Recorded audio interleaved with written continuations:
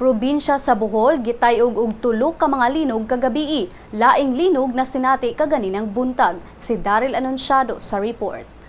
Probinsya sa Bohol gitayog og tulo ka mga linog sulod sa usa ka oras kagabii. Kaganihang buntag laing linog na sinati na sab sa probinsya. Ang Phibox tibutyag nga nasinati sa Balilihan, Bohol kaganihang alas 6:01 sa buntag ang magnitude 3.7 nga linog. Duna kini gilawmon nga 15 kilometros. Nasinati ang intensity 3 sa San Isidro ug Loon, Bohol, samtang intensity 2 sa Lila, Bohol. Kagabii usa ka magnitude 4 ang sinati sa Katigbian, Bohol alas 9:52 sa gabi. Duna kini gilawmon nga 7 kilometros.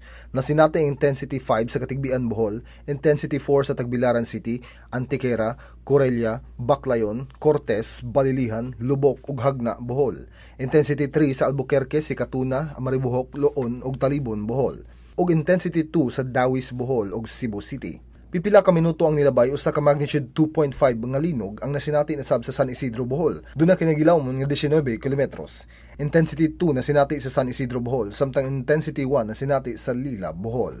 Laing linog na sab ang maigo balik sa Katigbian, Bohol. Ang magnitude 3.1 nga linog dunay gilawmon nga 18 kilometros.